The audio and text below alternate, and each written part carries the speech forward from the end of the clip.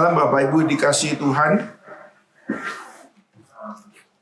Kita bersyukur kepada Tuhan malam hari ini kita kembali boleh menikmati kehadiran Tuhan lewat doa ataupun melalui kita belajar Alkitab.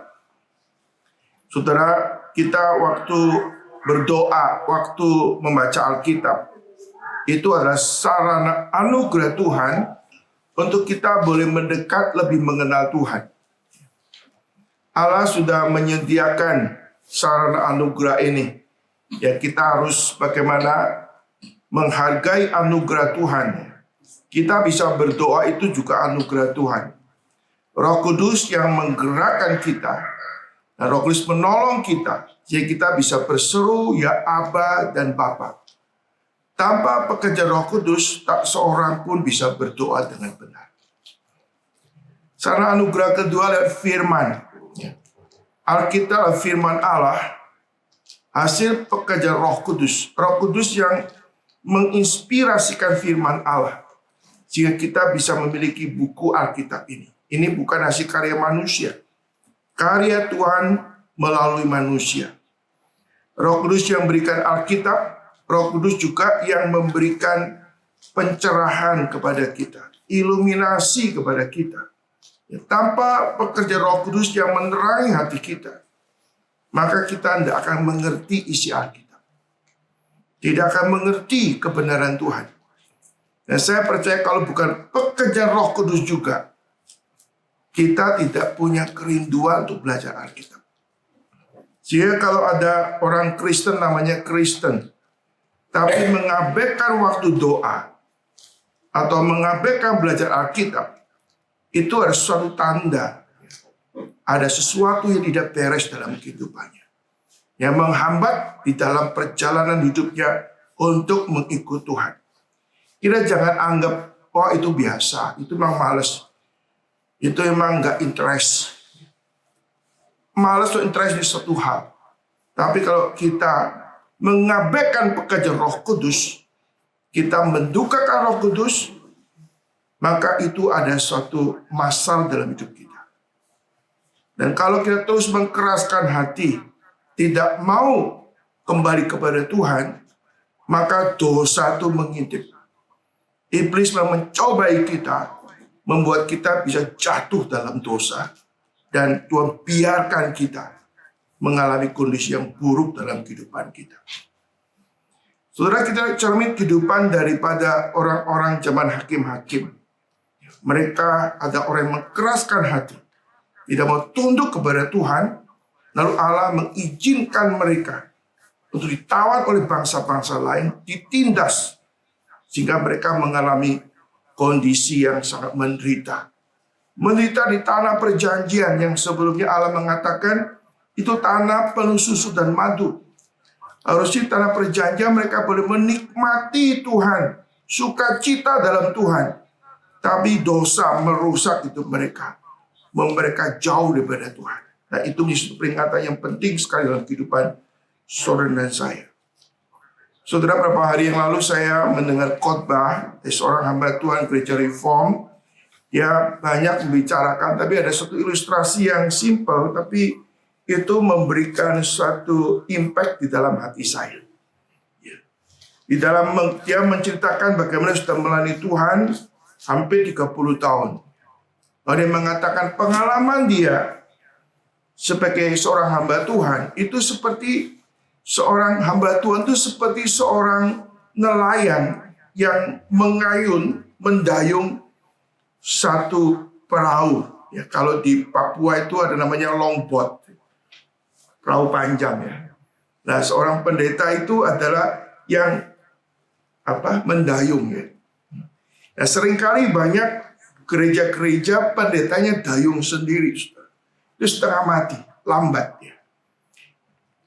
Alangkah indahnya kalau seluruh penumpang itu ikut dayung. Kalau semua penumpang ikut dayung, maka jalannya akan cepat. Ya.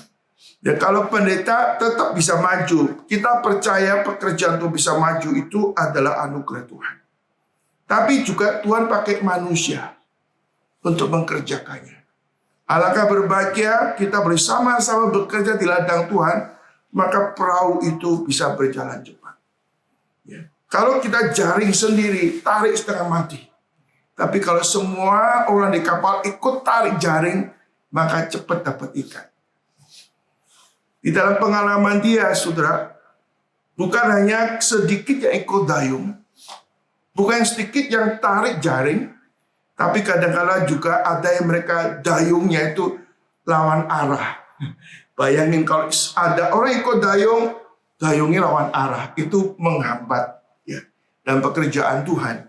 Tapi bagaimanapun juga, saudara Tuhan Yesus Kristus, hambatan apapun juga, kalau hamba Tuhan yang mendayung itu taat kepada Tuhan, maka hamba Tuhan akan diberikan kekuatan ekstra, bijaksana Tuhan untuk terus boleh maju dalam pekerjaan Tuhan. Karena pekerjaan Tuhan ada Tuhan yang berperang, bukan kita. Dan kita hanya alat yang dipakai Tuhan untuk mengerjakan pekerjaan Tuhan. Kalau kita melihat kehidupan Rasul Paulus, seorang hamba Tuhan, banyak tantangan rintangan yang dia boleh kerjakan. Tapi semua anugerah Tuhan bisa tembus. Tapi berbahagia Paulus, ada jemaat yang namanya jemaat Filipi, yang mendoakan dia, mendukung dia, sehingga melalui kehadiran jemaat Filipi, pekerjaan Tuhan yang dipercakap oleh Paulus, makin hari boleh rasakan ada yang mendukungnya. Ya, ini yang sebagai introduction, saya cuma menyampaikan apa yang ada dalam isi hati saya kepada saudara sekalian yang belajar di dalam kelas Bible Study ini. Saudara, kita masuk kepada Bible Study lanjutan, saudara, membicarakan Hakim-Hakim pasal yang ke-10. Ya. Hakim-Hakim pasal 10 kita melihat didahului ada dua hakim kecil. Itu siapa namanya? Tola sama Yair. Ya. Kita sudah bahas yang lalu, Tola artinya apa? Si cacing. Ya. Yang kecil gitu ya. Tapi Tuhan juga pakai. Ya. Ada hakim besar, hakim kecil. Hakim besar banyak dicatat peristiwa bagaimana Tuhan berkarya. Hakim kecil cuma 2-3 ayat. Dan ini saudara, hakim kecil atau hakim besar sebetulnya bukan berarti hakim kecil itu kurang penting. Kalau hakim besar itu lebih penting, tidak. Yang paling penting mereka dipakai Tuhan. Amin. Kisah mana hakim kecil kita melihat kemarin, kita melihat namanya Tola ya. Tuhan pakai hakim Tola itu untuk bagaimana menyelesaikan krisis kepemimpinan yang ditinggalkan oleh Abimelek. Abimelek pemimpin ambisius yang jahat sehingga terjadi sampai pertengkaran, perselisihan, saling bunuh di antara orang Israel sendiri.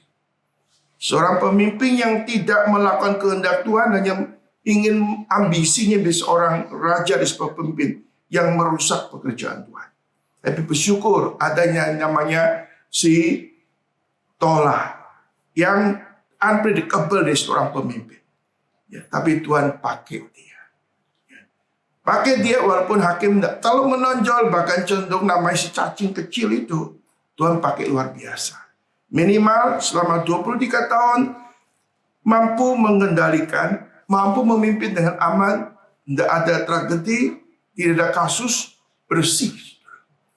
Kemudian dilanjutkan oleh namanya Hakim Yair. Secara fenomena waktu Yair itu memerintah, itu aman juga. Ya. Aman. Tapi aman itu bukan berarti baik, saudara. Ya.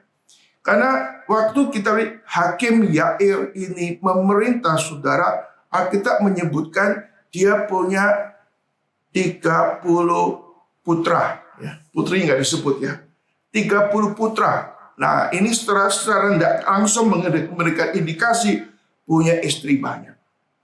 Dan ini ada sesuatu yang tidak berkenan kepada Tuhan. Saudara ingat Gideon juga punya istri banyak, ya kan? Nah, dari banyak lalu saya punya gundik. Ya, gundiknya itu Abimelek yang bikin kacau. Ya. Zaman dulu banyak anak nggak selalu tambah hoki. Ya. Kalau anak nggak beres semua, itu tambah keki dalam hidup ini. Nah, kita melihat Yair, saudara-saudara kata Yesus Kristus, memang aman. Tapi bukan berarti dia sempurna. Ada kelemahan dia. Kelemahannya, Dia banyak anak, banyak istri. Sesuatu yang nggak berkenan sama Tuhan. Terlebih lagi saudara, anak-anak ini diberikan suatu wewenang, ya, dikasih keledai. Jadi 30 anak itu punya keledai. Zaman sekarang keledai itu seperti BMW atau Jaguar. Gitu. Karena biasanya orang pada jalan kaki semua. Ya, anaknya 30 ini naiknya tuh keledai. Ya, gagah kan? Masih saya ingat waktu saya masih SMP atau SMA, sedikit yang punya sepeda motor. Semua cuma pakai sepeda kan, lo jalan kaki. Kalau sudah naik sepeda motor pakai Suzuki, Hyundai, keren kan anak kan? Nah zaman itu saudara, anak-anak Yair ini semua pakai keledai. Ini simbol satu kemewahan, ya, punya mobil mungkin Mercy atau BMW atau macam-macam gitu ya. Samping itu mereka juga punya kota-kota kubur. Punya kota-kota, 30 anak nih punya kota-kota. Kota yang mereka kuasai. Ya, ini memang punya, boleh kata, lebih orientasi kepada keluarga.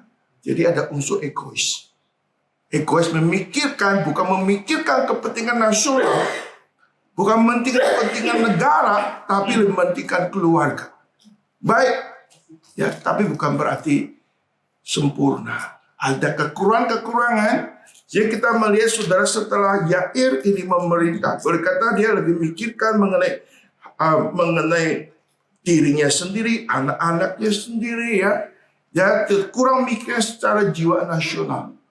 Nah, setelah Yair mati, maka terjadi suatu kondisi kemerosotannya luar biasa di tengah-tengah umat Israel.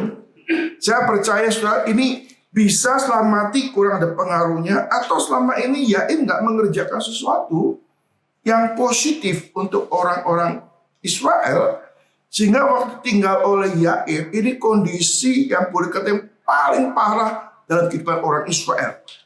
Setelah itu, setelah parah ini merosot terus, nggak ada kebangkitan lagi mereka. Sampai akhirnya waktu akhir masa-masa terakhir itu terjadi perang saudara, saling bunuh. Bahkan hampir suku Benyamin itu ludes karena adanya self-defeating di dalam.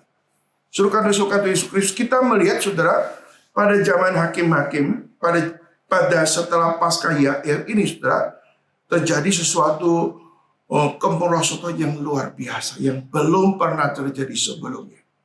Sampai akhirnya hari ini kita akan bahas saudara, ya. Apa saya baca dulu aja ya semua ya, supaya saudara semua bisa mengikuti dengan baik ya. Saya akan bacakan ayat yang ke-6 sampai ayat yang ke-18 ya. Saya akan bacakan ayat 6-7, saudara lanjutin 8-9 dan seterusnya. Orang Israel itu melakukan pula apa yang jahat di mata Tuhan. Mereka beribadah kepada para Baal, para Asitoret, dan para Allah orang Aram, para Allah orang Sidon, para Allah orang Moab, para Allah Bani Amon, para Allah orang Filistin. Tetapi Tuhan ditinggalkan mereka, dan kepada Dia mereka tidak beribadah. Lalu bangkitlah murka Tuhan terhadap orang Israel. Ia menyerahkan mereka ke dalam tangan orang Filistin dan Bani Amon. Silakan 89.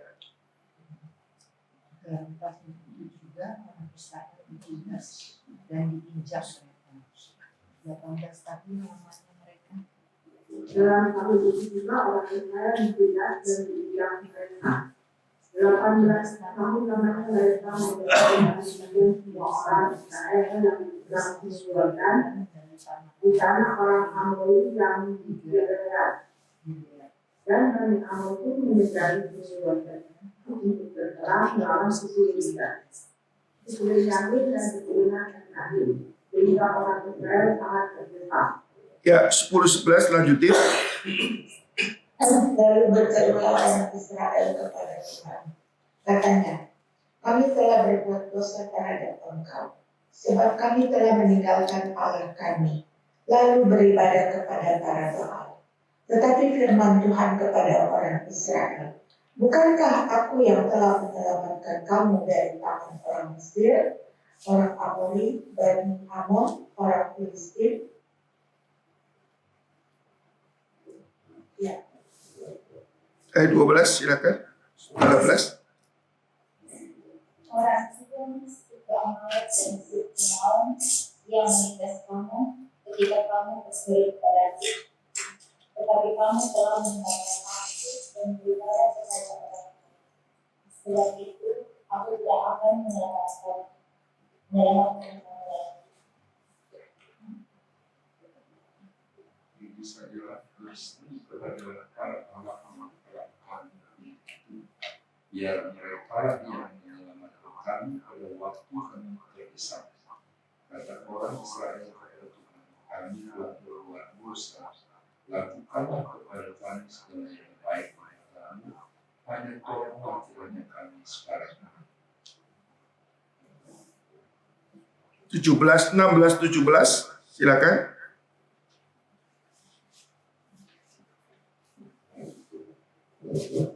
Dan mereka menjauhkan para anak ini dengan mereka, lalu mereka beribadah kepada Tuhan.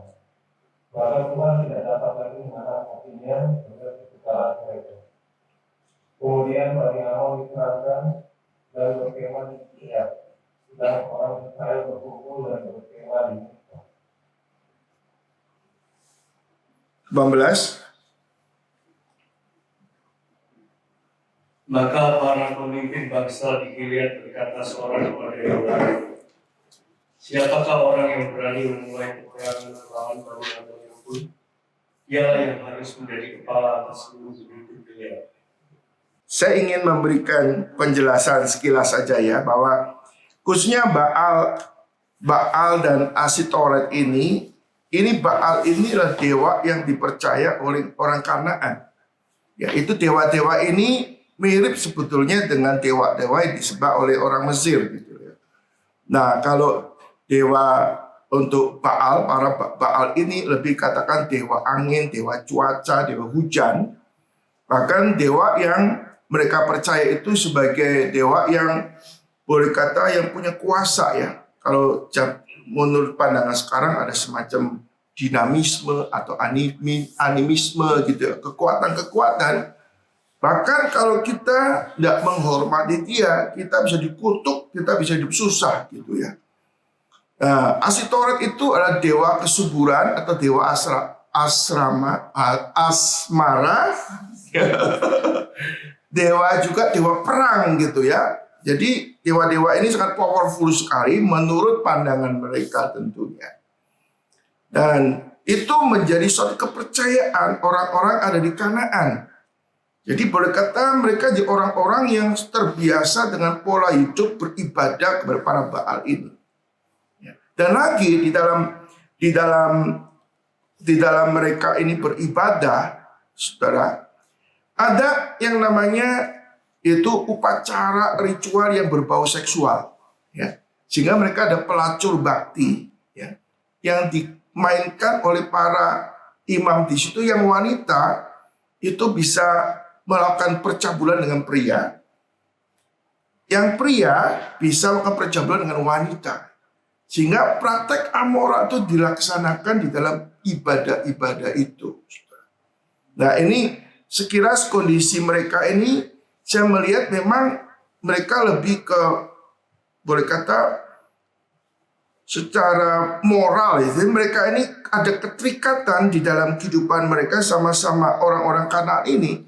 Mereka juga akhirnya karena mereka dasar iman kepercayaan mereka ini kurang mengakar, kurang kuat. Maka mereka terpengaruh oleh orang-orang Kanaan yang percaya kepada Baal-Baal itu. Dan khususnya mereka juga tertarik dengan kehidupan seksual yang bebas. Dan ini kontras dengan kehidupan orang Israel sebagai umat perjanjian Tuhan. Mereka harus punya aturan di dalam ibadah, ada namanya peraturan moral juga. Dan bagi orang-orang yang berhala itu tidak ada aturan, tidak ada doktrin untuk beribadah, nggak ada doktrin di dalam hidup moral mereka, nggak ada. Mereka bebas. Karena memang percaya bukan suatu dewa-dewa yang berpribadi, kudus, benar, sehingga mempengaruhi kehidupan moral mereka. Dan itu menjadi daya tarik mereka, ya. Daya tarik khusus saudara mereka juga karena ini hidup campur, mereka mengharapkan baik secara moral, ya, mereka tertarik dengan kehidupan nafsu yang penuh dengan dosa. Sekaligus mereka lebih memperhatikan masalah status mereka. Jadi mereka tidak ikut dengan mereka, maka mereka akan sudah bergaul dengan penduduk lokal. Ya. Nah, nanti kita bisa pikirkan relasi dengan dunia pada hari ini. Kalau dunia sekitar kita hidupnya nggak beres, ya, kita kadang-kadang terpengaruh juga di situ, saudara. Nah, ini daya tarik mereka ini, saudara, khususnya yang paling besar yaitu masalah seksual yang paling besar karena pelacuran bakti.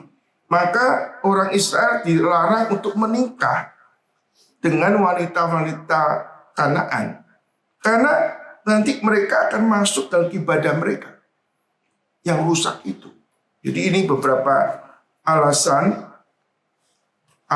yang membuat mereka ini tercemar kehidupan mereka. Dan pasti di dalamnya ada demonic power, ada kuasa-kuasa kegelapan pasti yang ingin menawan mereka. Sehingga mereka terjerap di dalam kondisi ini, ya.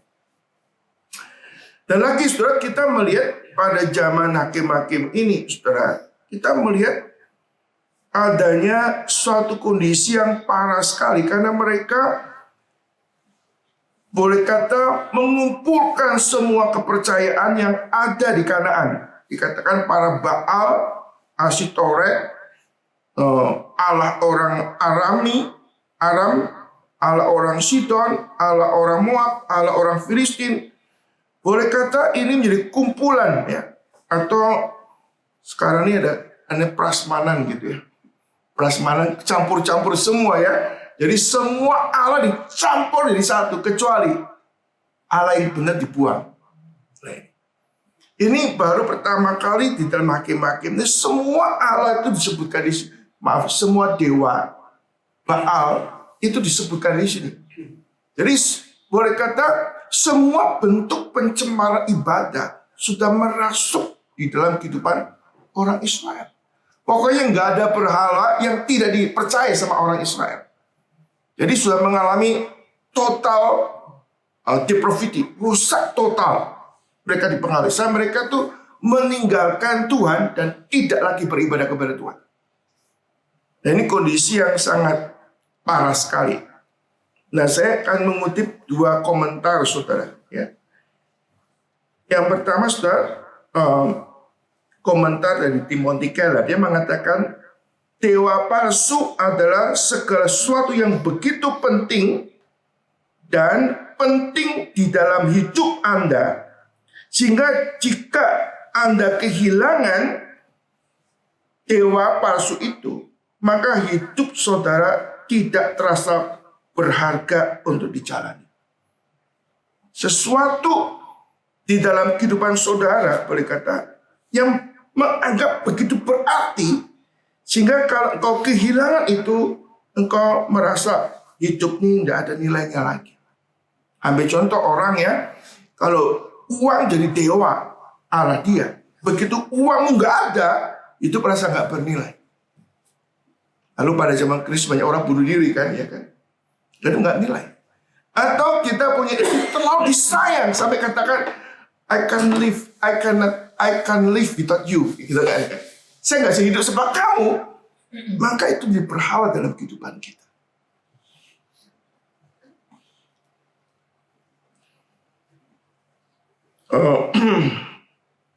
Jika ada sesuatu yang mendasar dari Tuhan, yang ada sesuatu yang menjadi dasar dalam kehidupan saudara yang bukan Tuhan, maka itu bisa menjadi berhala dalam kehidupan saudara. Jadi landasan, pondasi hidup kita yang bukan Tuhan, maka itu bisa menjadi berhala dalam kehidupan saudara. Jadi saudara, kalau kita kaitkan dengan modern sekarang ini, ya, maka kita mengakui makin hari manusia itu kan makin menjadi materialistis. Materi menjadi utama. Maka Alkitab katakan akar dari segala kejahatan ada apa? Cinta uang. Uang ini segala-galanya sehingga kita meninggalkan Tuhan. Nggak rasa perlu Tuhan lagi. Ya. Karena uang, jadi kita nggak ibadah, kurang mengabaikan waktu-waktu sama Tuhan. Jadi uang itu Tuhan dalam hidupnya. Yang menguasai kehidupannya. Ini perkataan daripada Tim Keller. Kemudian, saudara, saya mengutip perkataan daripada John Calvin. Dia mengatakan, John Calvin benar, ini salah satu orang yang mengutip kata ini. Ketika dia mengatakan bahwa hati manusia adalah pabrik berhala. Hati manusia pabrik berhala. Mengaduk-aduk Tuhan, ilah-ilah ya, untuk menggantikan satu Allah yang benar. Jadi saudara, hati kita kayak berhala. Pabrik berhala. Menimbulkan banyak berhala dalam hidup kita. Dan kita coba mencampur-campur Tuhan demi Tuhan untuk menggantikan Tuhan yang asli, Tuhan yang benar.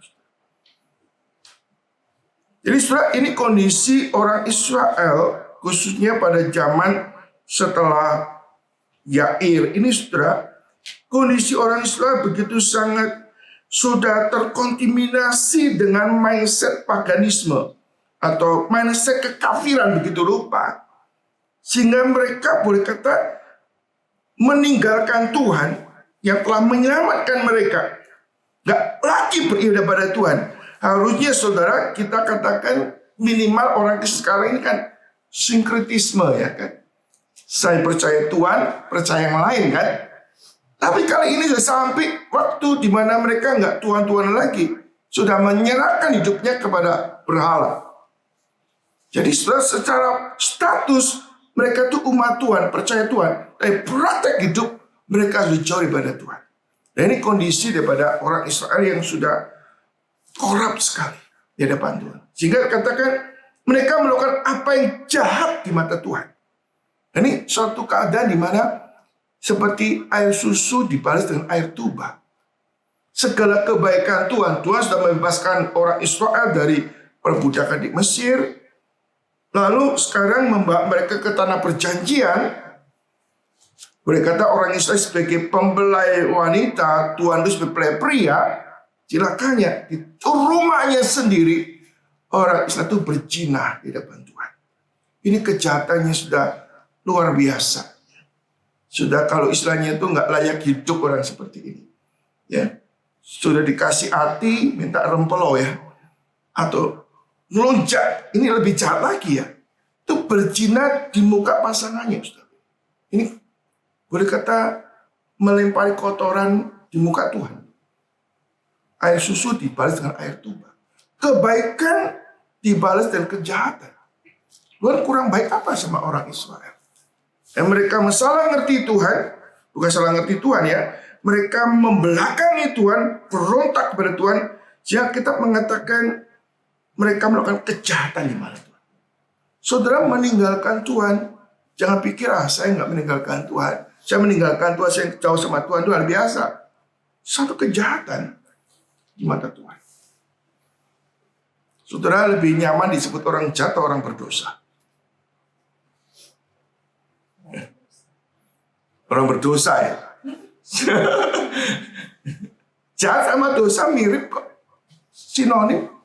Tapi lebih familiar, lebih sopan, kamu orang berdosa. Ya, orang jahat itu melakukan kejahatan.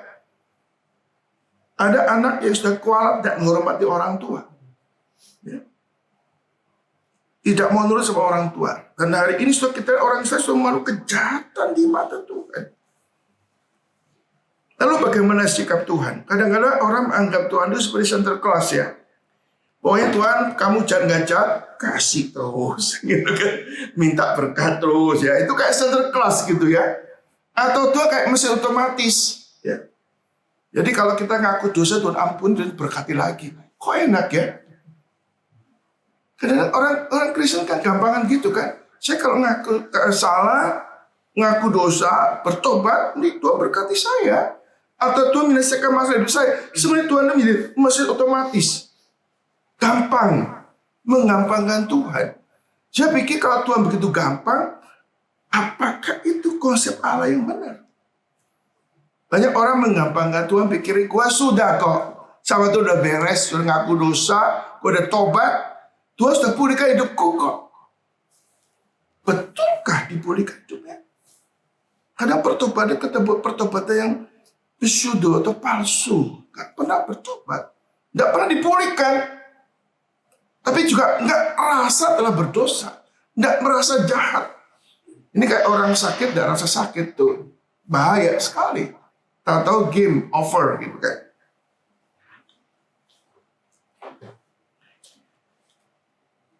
Saudara, di sini katakan ya, skala ilah Allah itu sembah. Ini bukan lagi sinkretisme. Sinkretisme masih pakai nama Tuhan, masih beribadah sama Tuhan. Betul-betul sudah live meninggalkan Tuhan.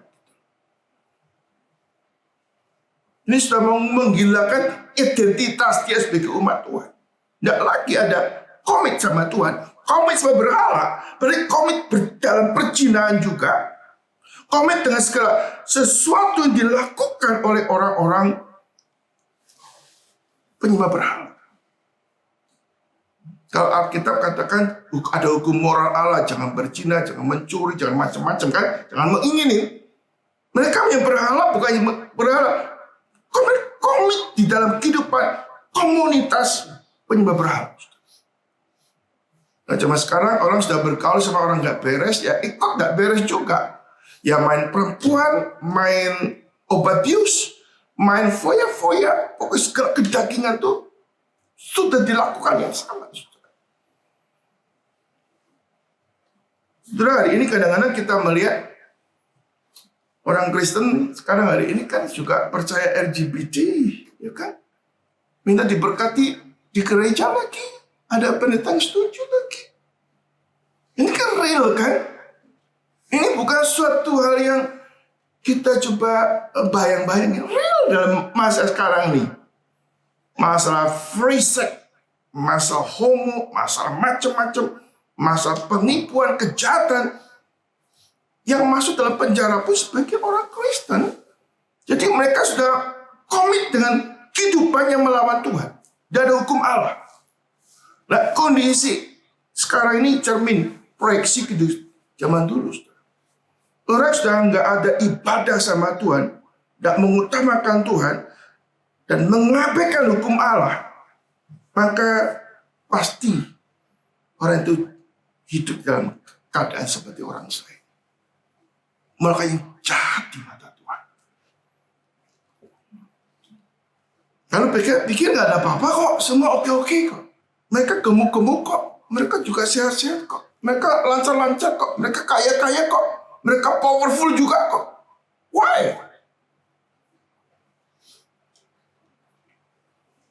Saudara, kata Yesus Kristus dalam kondisi yang mereka nyaman, aman, tapi nggak beres itu, Tuhan menyatakan tiba-tiba Allah bangkit dengan murkanya. Saudara, kalau kita sungguh-sungguh anak Tuhan yang telah dibeli menjadi milik Tuhan, kita mengingkari perjanjian Tuhan, tidak pernah ada istilah give up. Saudara. Kalau manusia kadang-kadang kita orang tua bisa membuat ya sama anaknya give up. Sudah tak sakarmu, wis gede kamu ya. Saudara, ada orang-orang tua yang masih ngotot. Anak udah gede, udah lulus. Bagaimanapun juga kamu anakku. Lucu, main-main gitu loh. Dikejar terus gitu loh ya. You gak beres, gebukin kamu. You anakku, you tinggal pikir sudah umur 18, you bebas. No, aku sih melahirkan kamu. Ada yang ngejar gitu. Tapi ada orang tua sekarang banyak yang permisif sekali. Sudah kamu udah gede lah. Yang mau kawin sama siapa, mau hidup pacar, urusanmu dewek, itu bukan urusanku. Saudara, waktu ini waktu orang tua seperti ini, orang tua lupa tanggung jawabnya sebagai orang tua. Gak bisa. Memang secara human rights gede urusan dewek gitu kan. Jadi iman Kristen tidak ngajarin gitu. Kita harus menjalankan sebagai wakil Tuhan untuk mendidik anak cucu kita. Oh jangan cawe-cawe udah gede. Bilang siapa nggak cawe-cawe? Oh Tuhan mau berperkara, kita nggak boleh cawe-cawe gimana toh? Setelah Yesus Kristus kita melihat Tuhan murka. Artinya apa? Murka Allah itu karena boleh kata ada orang murka, ya, marah. Tapi nggak ada relasi ini marah sama miliknya sendiri kok. Bangsa Israel miliknya sendiri telah ditebus. Saudara kita melihat di sini saudara dikatakan bangkitlah murka Tuhan terhadap orang Israel yang menyerahkan mereka kepada tangan orang Filistin dan Bani Amon. Dalam tahun itu juga orang Israel ditindas dan diinjak mereka selama 18 tahun lamanya. Mereka diperlakukan demikian semua orang Israel di seberang sungai Yordan, di tanah orang Amori dan di Gilead. Dan Bani Amon menyeberang sungai Yordan untuk berperang melawan suku Yehuda, suku Benyamin, keturunan Efraim, sehingga orang Israel sangat terdesak. Saudara, Allah kembali, pola Allah kita melihat membangkitkan bangsa-bangsa sekitarnya untuk menghukum orang Israel. Ini berkata Allah sebetulnya bukan berarti Allah itu segera, ya, tunggu, kok nggak ada perubahan, ya. Lalu di masanya Allah bangkit murkanya, nah, bangkit murkanya lalu Allah membangkitkan. Ini orang Filistin tuh di pinggir pantai, ya. Kalau orang Amon itu di seberang sungai Yordan. Ini boleh kata dua kekuatan yang Tuhan bangkitkan. Biasanya cuma 1-2 ya. Biasanya cuma 1. Ini dua kekuatan menggencet orang Israel. Yang pertama di seberang sungai Yordan itu 2,5 suku mulai ditindas. Lalu mereka menyusup dan dari Amon, Filistin masuk ke suku yang besar. Yehuda, Benyamin, dan Manasye di sini. Jadi serangannya begitu dahsyat sekali. Dan orang Israel dalam keadaan ditindas dan diinjak. Ini dua istilah. Dihancurkan dan dianiaya. 18 tahun. Ini kan istilah di sini pakai istilah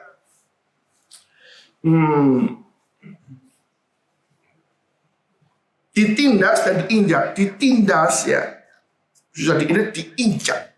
Jadi dihancurkan, dianiaya begitu rupa. Artinya betul-betul sudah direndahkan begitu rupa. Saudara kata Yesus Kristus, kalau kita melihat ada orang tua yang memukul anaknya, kadang-kadang tidak tega sebetulnya. Karena anaknya itu nuakal, anaknya digebukin, sampai digebukin orang tua itu kadang nangis. Ya, susah gitu. Ini anakku sendiri. Ini anakku susah itu, ikut susah gitu. Kadang-kadang kalau orang ibu usia nggak ada bapak, ibu-ibu dia anak sakit, kadang-kadang sakit-sakitnya kalau bisa aku yang sakit saja gitu. Ibu-ibu ada pengalaman gitu nggak ya? Ada nggak? Ada ya? Lebih aku yang sakit daripada anakku. Ya, jadi kan Allah bukan membenci orang Israel, tapi karena cintanya. Kenapa kamu kok goblok? Ya, kamu kok kepala batu? Ya, sehingga Allah harus menghukum begitu rupa. Ya, saya katakan mereka ditindas dan diinjak. Saudara Yesus Kristus selamat 18 tahun, saudara. Bayang 18 tahun harusnya orang waktu diinjak, ditindas langsung minta ampun ya. Sadar balik. 18 tahun akhirnya orang ini betul-betul kukwai. Ya, kepala batu. Dihukum pun 18 tahun masih kekeh. Melakukan penyembah berhala. Tidak mau kembali sama Tuhan. Lo bayangin kadang-kadang kita melihat anak kita sudah gede, tetap gak mau kembali sama Tuhan. Sama nikah maunya dewa, punya anak didik dewanya. Tolong kalau tetap gak mau bertobat. Ada orang seperti itu kan. Kadang-kadang ngenes sih. Ya udah salah dikasih tahu. Nggak bertobat. Sampai 18 tahun wis berkata ancur-ancuran gitu loh ya. Nggak ada tempat lagi, belum dipukul istilahnya gitu loh. 18 tahun diinjak, ditindak dan diinjak, dihancurkan begitu rupa. Surga Yesus Kristus, di sini kita melihat Alkitab katakan jangan anggap enteng didikan Tuhan. Jangan putus asa jika diperingatkan. Karena Allah itu mengajar anak-anaknya. Adakah anak yang nggak diajar oleh orang tuanya? Nggak ada. Kecuali anak-anak gampang. Ini yang terjadi dalam kehidupan orang Israel. Tuhan menindas mereka begitu rupa. Sampai 18 tahun mereka berware. Ini salahku. Udah kasep, sudah hancur-hancuran baru. Aduh, memang Tuhan, aku salahku nih. Tolong aku sekarang. Bayangin 18 tahun. Tahan. Lama-lama. Mana tahan gua ini. Lalu Tuhan ngaku sama Tuhan. Ngaku sama Tuhan. Katakan apa? Dia malah mengaku dosa. Lalu bersuruhlah orang Israel kepada Tuhan. Katanya, kami telah berbuat dosa dalam Engkau. So kami telah meninggalkan Allah kami lalu beribadah kepada para Baal. Saudara, Tuhan Yesus mereka suka tahu. Saudara, kadang-kadang orang ngaku salah. Ngaku salah, lalu mau datang sama Tuhan. Saudara, ngaku salah tapi sebenarnya nggak menyesal. Ada orang gitu nggak? Ada orang gitu. Ngaku salah tapi nggak menyesal. Misalnya Pak, kalau Tuhan tidak hukum saya akan terus berbuat dosa. Ada suatu kisah saudara, ada satu orang, seorang aktivis gereja tapi hidupnya nggak beres gitu. Satu hari saudara, ada jemaat yang kasih tahu sama pendetanya. Itu loh, orang yang aktif di gerejamu tuh loh. Gak beres tuh. Sekarang lagi main tuh sama wanita lain. Bener? Iya. Sisi lain. Orang yang ngajak pendeta ini pergi ke wanita lain. Wanita gak beres itu. Lalu memang bener. Gak di situ. Diparkir di luar. Dia main perempuan di dalam. Terus dia baik keluar. Lalu menyesal, aduh sorry, saya kilaf ya. Saya berbuat dosa gitu loh. Terus didoakan. Terus oke, you jangan macam-macam. You bertobat semua. Iya, aku kilaf. Macam-macam gitu kan. Lalu sudah selesai. Mas bukan selesai. Ya sudah mengaku dosa. Sudah itu. Yus betul-betul bertobat. Jadi saudara, pendeta ngomong lagi. Dikasih tahu lagi. Pak pendeta, dia sekarang lagi marah-marah. Ingin tahu siapa yang kasih tahu pendeta? Ini orang yang berbuat dosa, ketangkep pun masih belum mau kawan gitu loh. Lain kali gue kok pergi ke wanita lain, saya nggak mau bawa mobil. Pakai taksi aja. Dan ini orang ini memang sudah bocah gitu ya. Orang seperti ini, orang Israel itu kan sama. Kadang-kadang dia berbuat dosa, ditolong Tuhan, berbuat dosa lagi gitu loh. Sehingga, emang sekilas sepertinya ini, dia tuh ngaku dosa. Tapi orang ngaku dosa, kalau kita kebasa cenderung atau dihukum, hatinya bukamuan. Gak terima. Kenapa aku salah gini aja kok dihukum? Kan bisa begitu kan. Kok hukumnya kok begitu berat, 18 tahun. Kalau masuk penjara kan paling banyak 3 tahun, 2 tahun nih. 18 tahun dianiaya gitu kan. Kan kita kadang-kadang manusia bisa seperti itu. Ya. Saudara, waktu dan pikir dia mengaku dosa, semua beres. Saya katakan tadi, anggap Tuhan kayak center class atau mesin otomatis. Kalau saya bertobat, mengaku dosa, lalu Tuhan singkirkan masalah saya, selesai gitu kan. Dan mereka gitu gampang sama Tuhan. Tuhan aku tolong aku ini. Aku ada masalah ini. Nah Tuhan bukan Tuhan yang bisa dimanipulasi. Saudara, kami telah berbuat dosa terhadap Engkau sebab kami telah meninggalkan Allah kami lalu beribadah kepada Baal.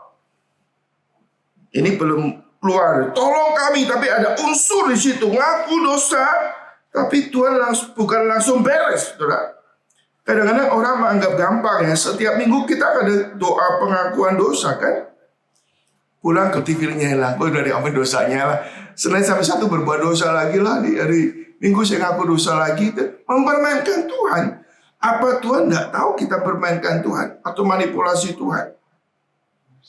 Tahu loh. Kita anggap Tuhan tuh bodoh kan?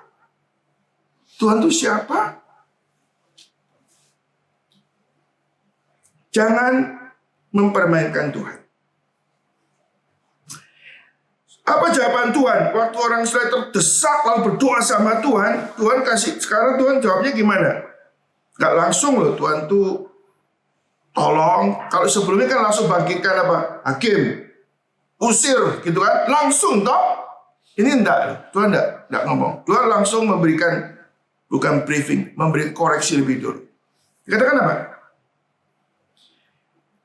Bukankah aku telah menyelamatkan kamu dari tangan orang Mesir, orang Amori, Bani Amon, orang Filistin, orang Sidon, suku Amalek, suku Moab, yang menindas kamu ketika kamu berseru kepadaku. Kita melihat Tuhan sudah berkali-kali menolong mereka. Sekaligus berkali-kali mereka mengkhianati Tuhan. Ini nggak ceritakan, tapi katakan Tuhan menolong mereka berkali-kali. Berkali-kali juga mereka berbuat jahat. Saudara, kalau kita ya, ada orang utang sama kita. Sekali.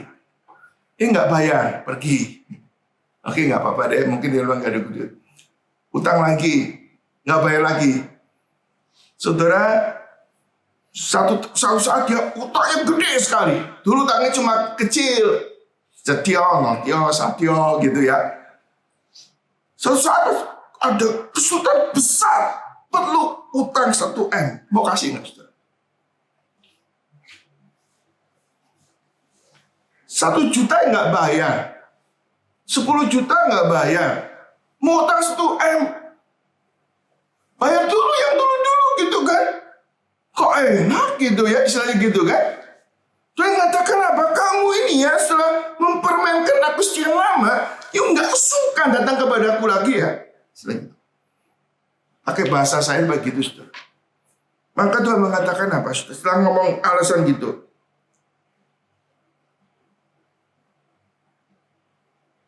katakan, tetapi kamu telah meninggalkan aku dan beribadah pada ilah lain, maka sebab itu aku tidak akan menyelamatkan kamu. Kali ini enggak loh. Saudara, kadang saatnya Tuhan menutup anugerahnya. Kita jangan main-main loh. Kalau Tuhan sudah nggak mau jawab kita mau tolong sama siapa? Kadang-kadang, tanda kutip secara manusia, panjang sabar Allah itu ada batasnya. Kalau sudah batasnya selesai, kita dibiarkan Tuhan. Ada yang dibiarkan Tuhan, ada Lot dibiarin Tuhan. Ya kan? Saul dibiarin Tuhan. Dan jangan sampai kita dibiarin Tuhan. Habis, ludes. Gak ada orang bisa menolong kita. Saudara, di samping itu katakan, seperti Tuhan mengatakan, kamu tuh gak layak terima, kamu gak layak lagi ditolong.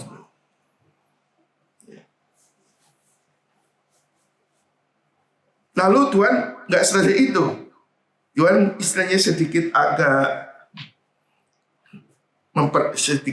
jok gitu ya. Seperti ada jok atau sedikit ada nyindir gitu ya. Pergi sajalah berseru kepada para Allah yang kamu pilih itu. Pergi kepada Baal itu loh. Ya kan? Biarlah mereka menyelamatkan kamu pada waktu kamu terdesak. Kamu akan percaya kepada Baal, Asitoret, para Allah, para ilah Sidon. Datang sama mereka kan. Jangan waktu seneng kamu datang sama mereka, waktu susah kamu datang sama aku. Nggak fair toh, nggak konsisten lagi dulu ya. Jadi Tuhan ingin membuat orang Israel itu berpikir, kamu tuh bocengli loh. Kamu gak percaya Baal, percaya Asitoret. Waktu susah, minta tolong mereka lah, ya kan? Kau datang sama aku. Waktu kamu beres meninggalkan aku. Waktu kamu susah, kamu datang kepada aku. Waktu kamu senang, kamu sama pria lain. Waktu susah, balik sama aku. Mana bisa? Kamu nggak make sense. Otakku tuh nggak jalan. Lu pikir gue ini bodoh. Bisa dimainkan, bisa dimanipulasi. Wah, saudara, kita mulai manipulasi sama Tuhan, hati-hati. Satu kali dipukul oleh Tuhan. Itu bahaya sekali. Banyak orang Kristen tak sadar sedang bermain sama Tuhan. Bukan berarti saya mengharapkan saudara itu jadi mengalami kesusahan. Enggak loh. Saya mengasihi saudara supaya saudara hidup dalam relanya Tuhan. Saudara kata Yesus, kita melihat di sini saudara, firman Tuhan itu sebenarnya suatu rahasia yang akan membuat hidup kita tuh makin diberesin, saudara. Saudara, kita melihat di dalam bagian ini, saudara, orang Israel ini loh. Ini satu hal yang agak ironis. Mereka percaya kepada para Baal. Ya kan? Percaya Baal yang disembah orang Filistin, orang Amon. Tapi justru orang Amon, orang Filistin menindas dan membuat mereka tuh tertekan. Ini kan dilema. Harusnya ini kan orang Israel kan percaya Allah orang Kanaan, Allah orang Amon, orang Sidon, no? Harusnya hubungan mereka baik kan, nggak harus menindas sama orang Israel. Tapi bangsa-bangsa menyembah ini yang orang yang berusaha adjust sama mereka, justru bangsa-bangsa ini yang membuat orang Israel tertindas dan menderita. Saudara, di dalam dunia ini kita kadang-kadang menemukan orang seperti ini, saudara. Orang sebenarnya dewa penolong kita, tapi juga sebetulnya di belakang itu dia itu teroris yang bikin susah kita. Saudara, ini kalau kritik pemerintah dunia masuk kritik di sini, saudara. Saudara, kalau kita melihat Amerika gitu ya, yang membuat kita kadang-kadang anggap Amerika itu polisi dunia, mengamankan dunia, betul nggak? Tapi sudah bikin onar dunia juga, betul nggak? Itu peran ganda.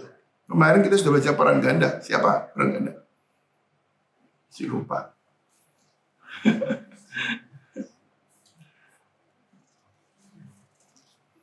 Yang lalu ada peran ganda. Sebel. Ada orang namanya Sebul. Itu punya peran ganda.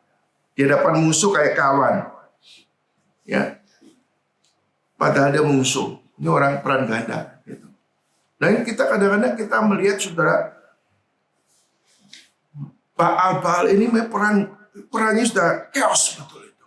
Baal yang harusnya menolong nggak menolong. Orang yang dipercaya bangsa yang menyembah Baal justru melindungi dia, justru mengkadali dia. Istilah mengkadali dia itu apa ya? Sekarang ada istilah mengkadalinya. Ini satu kondisi ironis. Ya. Nah, ini terjadi dalam kehidupan orang Israel, saudara. Saya nggak tahu, kita melihat di sini, saudara. Setelah itu Tuhan mengatakan, kamu datang saja sama Baal itu loh, yang kamu sembah. Biar dia menolong kamu. Isinya Tuhan sudah, kamu tuh nggak layak ditolong. Sudah, urus solo dewek kamu. Saudara, ya kasih Tuhan Yesus Kristus, aku nggak mau nolong lagi. Silakan kamu balik sama Baal-Baal kamu. Saudara-saudara, ini bahasa antropopatik Tuhan. Ya. Antropopatik itu pakai bahasa manusia. Ini sebenarnya Allah sudah mengkoreksi hati manusia. Ya. Tapi setelah kita melihat orang Israel sudah nggak ada lagi. Mau balik ke sana nggak mungkin. Kenapa? Bangsa penyembah berhala menekan dia. Berhala juga emang berhala nggak bisa buat apa. Saudara, di sini mulai saudara orang Israel itu tergugah hatinya. Mulai berdoanya lain sekarang. Nah, dulu memanipulasi Tuhan, sekarang doanya dengan sikap yang lain. Dikatakan apa sudah doanya di sini?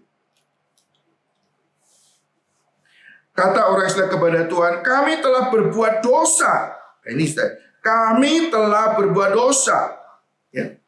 Sebelumnya dikatakan kami telah berbuat dosa. telah meninggalkan engkau. Tapi sekali ditambah, lakukanlah kepada kami segala yang baik di matamu. Artinya saudara, dia hanya memohon kepada Tuhan, biar Tuhan yang berbuat perkara. Dia tidak ngatur Tuhan lagi. Tidak ada istilah itu, ada bukan manipulasi. Ada satu istilah lagi itu sebenarnya ada satu istilah yang dampaknya itu mau nggak mau Tuhan tolong, apa namanya,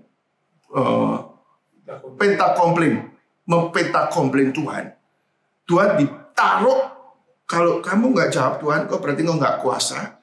Kalau kamu tolong aku, berarti kau nggak ada kasih. Pentakomplain Tuhan harus menolong. Suatu kadang-kadang kita akan dilema orang tua, saudara. Ya, tahu-tahu, contohnya saudara, orang tua nggak pernah diskusi sama orang tua, nggak minta petunjuk orang tua, tahu, mah, aku sudah nikah di Bali. Mau kemana lagi? Orang tua terima nggak? Ini kan bisa pentakomplain kan? Artinya mau terima nggak terima, gua udah menikah. Kan bisa jadi banyak orang seperti ini, seperti pentakomplain Tuhan. Ya sudah, mau gimana? Gue udah begini Tuhan, terima apa adanya saya. Suatu kadang-kadang kita bisa memojokkan Tuhan, mempentakomplain Tuhan. Ya, mau terima apa adanya saya ini. Tapi kali ini mereka berubah, saudara. Biarlah apa yang kau pandang baik. Kalau memang Tuhan nggak tolong saya, memang nasibku seperti ini. Kalau gua ditolong Tuhan, ya puji Tuhan. Ya. Soalnya waktu kita sakit, kita inginnya kan sembuh kan, betul nggak? Kalau bisa sembuh. Sampai suatu saat nggak sembuh-sembuh akhirnya, ya jadilah kehendakmu Tuhan, gitu kan. Tapi ini sekarang orang Israel katakan, Tuhan, oke lah, kau sudah mengatakan kau nggak mau tolong, oke lah, you nggak mau tolong, kalau itu baik ya sudah, saya terima kenyataannya. Kalau kamu tolong, kalau Tuhan tolong itu lebih bagus untuk saya. Pokoknya mana baik. Ini mirip dengan pergumulan dari siapa?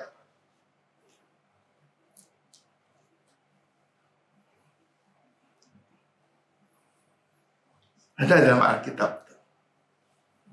Biarlah saya lebih jatuh di dalam tangan Tuhan. Asal saya tidak diserahkan kepada orang-orang yang kafir, yang tidak percaya Tuhan. Siapa? Nah, 100. 100 ya. Jadi Daud tuh pernah berbuat salah sama Tuhan. Dia menghitung tentaranya. Nah, Tuhan tidak berkenan, Tuhan marah nih. Lalu Tuhan mau menghukum si Daud. Ya Tuhan, kalau menghukum saya, hukum asal saya tuh dihukum dengan tangan Tuhan saja. Jangan diserahkan oleh bangsa-bangsa lain. Soalnya kadang dalam hidup kita, kadang-kadang kita pertama bisa sepertinya kita memanipulir Tuhan, pentakomplain Tuhan. Tuhan rubah sikap kita. Kita mengakui kedaulatan Tuhan. Tuhan mau jawab, puji Tuhan. Nggak jawab ya, kalau itu baik di mata Tuhan, aku belajar belum mau taat. Kalau seorang bergumul, berusaha untuk cari pekerjaan, sudah lama nggak dapat, terus kata Tuhan, kalau kali ini dapat, ya puji Tuhan. Nggak dapat, ya nggak apa-apa, aku mau cari lagi. Itu ada suatu penyerahan kepada Tuhan. Lalu saudara ada tambahan lagi, hanya tolonglah kiranya kami sekarang. Ini artinya diproses sama Tuhan. Jadi memanipulir, pentakomplain di orang berserah. Tapi kalau bisa Tuhan tolong saya. Ini satu proses Tuhan itu didik orang Israel menghadapi pergumulan dalam kehidupannya, saudara. Saudara, so, kita melihat dari bagian ini, saudara, ada hal yang indah sekali. Saya belajar dari seorang yang bernama Davis ya. Saudara, kalau kita melihat, kaitkan dengan doa. Kalau kita mengaku dosa, kita bertobat, secara manusia kan Tuhan akan memulihkan keadaan kita kan, betul kan? Kalau kita mengaku dosa, kita bertobat, Tuhan memulihkan keadaan kita. Saudara, mungkin nggak kita mengaku dosa tapi nggak bertobat, kita ditolong nggak sama Tuhan? Nggak ya? Jadi yang menjadikan kita ini ditolong sama Tuhan ada pertobatan kita. Orang Israel kan meninggalkan Tuhan, menyembah Baal loh. Sekarang mereka ini meninggalkan Baal, percaya sama Tuhan. Apakah dengan sikap mau kembali sama Tuhan itu menjadi alasan Tuhan itu memulihkan keadaan mereka? Lalu yang mana ya? Saya sudah kembali sama Tuhan. Saya sudah bagaimana mengaku dosa, sudah tobat. Apakah ini alasan Tuhan tuh memulihkan kita? Enggak. Lalu apa? Sudah berbahagia sekali kalau sudah tahu jawabannya ini. Banyak orang tuh susah ngerti jawabannya. Mereka tidak menyembah berhala lagi, Pak. Ya, saya nggak menyembah berhala lagi. Saya sekarang menyembah Tuhan saja. Saya sudah bertobat, saya dulu berzina, saya berbuat kasar, saya tidak jujur, saya korupsi, saya tobat betul-betul berhenti. Apakah itu alasan Tuhan memulihkan hidup saya?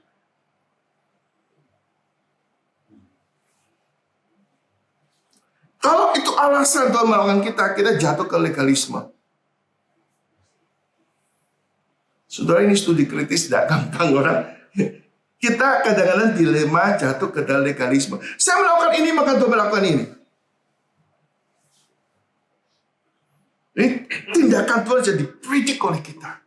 Tuhan bukan manusia, saudara. Apa landasan Tuhan itu menerima orang Israel? Apakah landasan Tuhan mau memulihkan orang Israel?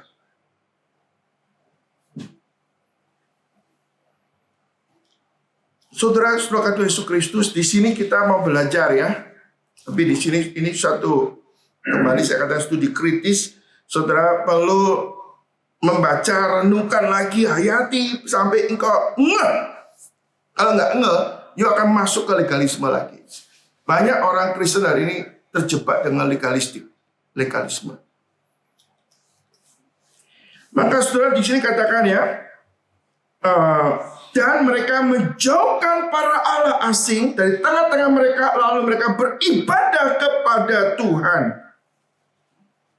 Ya, ini kan meninggalkan ilah, bertobat kembali sama Tuhan. Lalu katakan apa? Maka Tuhan tidak tahan lagi menahan hatinya melihat kesukaran mereka. Nah, ini jawabannya, saudara. Apa, saudara? Saudara, kita melihat ya, di sini ada anugerah Tuhan. Pertama ada unsur belas kasihan Tuhan. Ya. Sebetulnya saudara, orang Islam nggak layak ditolong, udah kurang ajar gitu loh. Layaknya mati gitu loh. Ya. Orang Islam itu sudah nggak layak ditolong, nanti kan berbuat dosa lagi. Kenapa ditolong dulu? Tapi ini belas kasihan Tuhan, kesetiaan Tuhan yang ajaib dalam kehidupan orang Israel. Saudara, sejajarnya anak kita ini loh. Masa kita buang anak kita? Kita manusia lah ya. Seburuk-buruknya anak kita. Kita jangan menyangka ada ikatan darah di situ. Nggak tega kita. Kalau mereka susah. Ya kan? Saudara, ini boleh kata ada unsur compassion. Belas kasihan Tuhan. Kepada orang Israel. Kenapa tuh udah mengatakan kok sejak semula, aku tidak akan tolong kamu lagi nih sekali ini. Gitu. Tapi ini kepanjang sabaran Tuhan, belas kasihan Tuhan. Tapi ada alasan. Tuhan gak tahan. Apa? Jika melihat kesengsaraan mereka. Ini poin. Tuhan gak tahan lagi. Dia kesengsaraan mereka. Mereka dipilih lagi mati. Ditarik anugerahnya mati. Maka dasarnya anugerah Tuhan kepada orang yang tertindas. Saudara, Tuhan sangat menaruh belasnya pada orang tertindas. Saudara, belas kasihan dalam tertindas itu terulang-ulang dalam Alkitab. Waktu orang Israel di Mesir ditindas, Allah timbul belas kasihan. Betul nggak? Di dalam PB katakan lihat orang banyak itu tergerak karena belas kasihan. Karena mereka lelah terlantas begitu pada gembala. Ada compassion, belas kasihan Allah. Saudara, kalau dalam dunia ini banyak orang punya belas kasihan Tuhan. Dunia ini menjadi satu like heaven. Ada satu kisah saudara, yang baru itu berkisah. Ada seorang ibu selesai belanja, ya. Lalu ada seorang anak pengemis yang tiba-tiba terjatuh. Ya. Lalu ibu ini lagi masukin barang-barang ke tempat mobil. Lalu ibu yang baik hati ini, saudara, menolong anak kecil yang tiba-tiba jatuh ini. Sementara anak ini jatuh, ditolong oleh ibu ini. Gak taunya ibu anak ini diam-diam ngambil barang, ambil tas ibu yang nolong ini.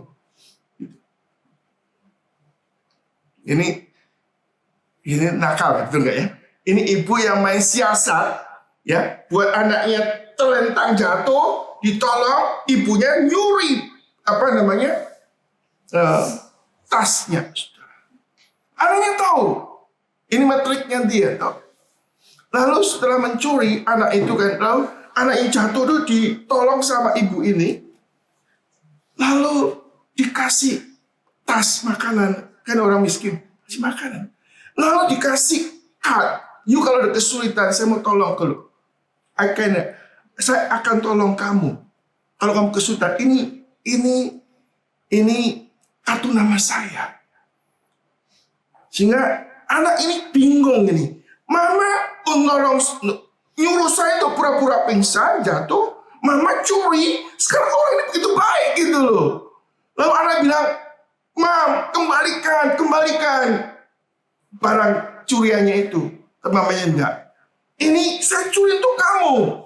Kita miskin, kita nggak ada uang. Lalu ditemukan ada cincin yang mahal. Mungkin harganya bisa $10.000. Ini harganya mahal untuk kamu sekolah. Enggak mah. Tante itu orang yang baik. Saya dikasih ini loh, kartu namanya. Kalau ada kesulitan datang ke sini. Ibu yang enggak. Ini kita perlu. Lalu ibu ini kemudian mau jual barang yang ada cincin yang mahal. Mau dibawa ke tempat orang jual jewelry itu ya. Harganya memang $10.000 lebih. Maka pertama yang penjual katakan, ini milikmu? Iya, milik saya. Ini mahal sekali loh. Iya. Kamu dapat dari mana? Dapat hadiah. Tapi pemilik ini, pemilik toko ini, saudara, ragu-ragu ini pasti nyuri ini. Nah, oke. Saya akan masuk dulu ya. Saya akan ambilkan uang. Lalu dia telepon polisi, singkat cerita.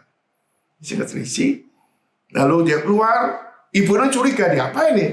Mana barang saya? Saya simpan di lemari. Dan saya mau ambil uangnya. Nah, sebenarnya tunggu polisi datang. Ya. Ditangkap. Wah, terjadi suatu heroik gitu ya. Anaknya nangis gitu loh. Lalu pemilik cincin ini ketahuan orang terkenal sih. Ditelepon. Nah, kemudian datang ibunya ini. Ini yang mencuri cincin kamu. Ibu ini katakan, enggak, saya kasih untuk dia. Nangis ibu ini. Saya kasih untuk dia. Ini nggak jadi ditangkap setidaknya. Lalu dia peluk dua anak ini. Saya tahu kamu sulit kok. Aku tahu kamu sulit. Ya papa, mari ke rumah saya. Lalu singkatnya ibu yang baik ini, mereka kata bawa dia ke rumahnya dan diterima dengan baik. Saudara, ini kisah yang sederhana kan? Susah ya kalau kita terima. Saudara, kita lihat orang mencuri, saudara pasti marah toh, betul nggak? Lalu nggak ngaku lagi. Bisa nggak kita mengampuni? Bahkan melindungi, perjuangkan hari depannya. Saudara, hati Tuhan itu lebih daripada itu. Saudara. Tuhan itu penuh kasih, kasihnya ajaib. Nah, kasih yang ajaib itu Allah yang adil harus hukum dosa. Tapi Allah yang kasih ini menyelamatkan. Itulah kasih Kristus. Kita orang berdosa lagi dihukum oleh Allah. Tapi Kristus mau datang ke dunia. Bukan yang mengampuni kita saja. Dia mau mati untuk kita. Supaya kita diterima oleh Tuhan. Supaya hidup kita dipulihkan oleh Tuhan. Sungguh besar kekayaan anugerah Tuhan. Orang Israel tegak-tengkok ini. Terus berbuat salah. Kita lihat kasih Tuhan yang begitu luar biasa. Yang kita melihat di dalam pribadi Kristus. Amin, saudara.